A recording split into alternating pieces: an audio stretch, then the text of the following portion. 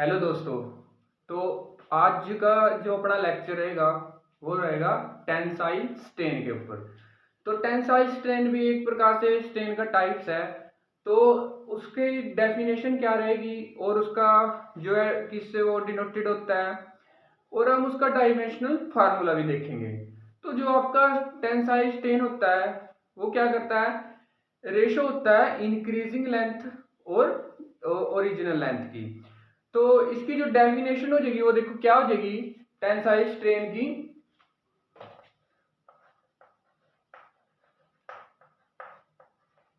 Tensile strain. तो tensile strain क्या हो जाएगा, टेंसाइल स्ट्रेन को हम डिनोटेड करते हैं एप्सिलॉन टी के साथ। इससे जो है हम इसको डिनोटेड करते हैं। तो टेंसाइल स्ट्रेन जो है वेरी इंपॉर्टेंट टॉपिक है जो कई बार पेपर में पूछ लिया जाता है। तो टेंसाइल स्ट्रेन क्या हो जाएगा आपका, the ratio of increase length and original length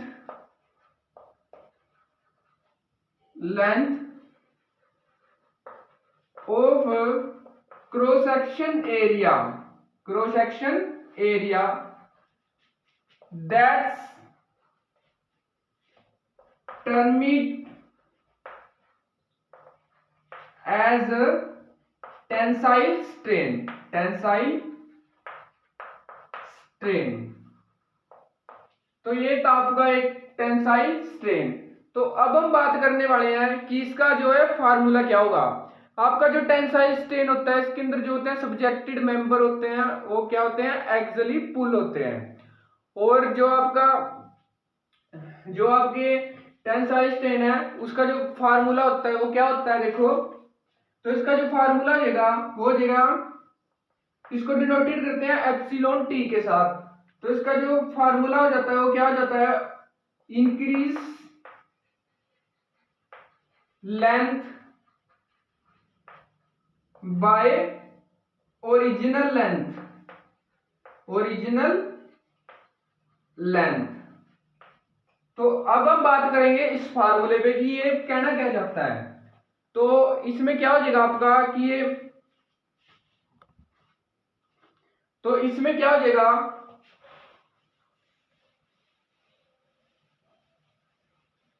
तो सीधी सी बात क्या रहेगी, अब इसका मैथमेटिकली देखेंगे कि मैथमेटिकली टेंसाइल स्ट्रेन क्या होता है। तो ये फार्मूला था अपना जो increasing length bye original length, मतलब कि जो अपनी एक बॉडी है उस पर लोड लग रहा है हमारा, और उसका जो लोड लगने के बाद उसकी जो लेंथ है वो है 40 की लेंथ है भाई, मान लीजिए 40 की लेंथ है। तो लोड लगाने के बाद क्या होता है, जो इसकी लेंथ है, जो सेंटर पॉइंट है, सेंटर पॉइंट से जब लोड लगता है तो इसकी जो ओरिजिनल लेंथ होती है वो चेंज हो जाती है। तो क्या करती है, इंक्रीज हो जाती है। तो इंक्रीज होने के बाद तो जो आपकी लेंथ हो जाएगी वो इस प्रकार से जो है 60 की होगी। तो ये कहना चाहता है कि जो आपकी जो टेंसाइल स्ट्रेन होता है वो रेशो होता है increasing length bye original length. तो हम इसको डिनोटेट करते हैं एप्सिलॉन टी के साथ। और जो इसके सब्जेक्टेड मेंबर होते हैं, एक वेरी इंपॉर्टेंट लाइन और ऐड कर लीजिए इसके अंदर। तो वो क्या हो जाएगी कि the subjected member of axial pull on cross section area on cross section area as increase length।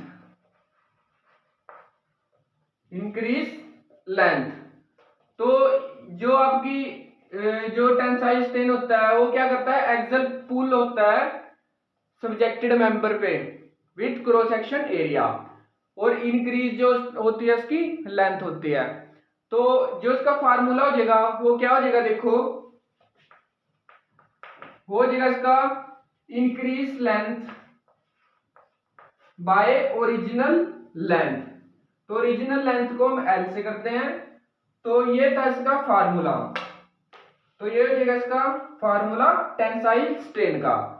तो टेंसाइल स्ट्रेन को हम डिनोटेड किससे करते हैं, वो सब्जेक्टेड मेंबर के साथ जो क्या होता है एक्सल पुल होता है हमारा, और उसका जो फार्मूला था उसके बारे में भी जो हमने बात कर ली। तो ये था हमारा टेंसाइल स्ट्रेन। अगर इसके अंदर आपको कोई डाउट हो तो आप बता सकते हो। तो ये था अपना टेंसाइल स्ट्रेन। तो ये इससे अगले लेक्चर में हम बात करेंगे कंप्रेसिव स्ट्रेन की। अगर इसके अंदर कोई डाउट हो तो आप एक मुझे शेयर भी कर सकते हो। तो मिलते हैं हम सेकंड लेक्चर के अंदर।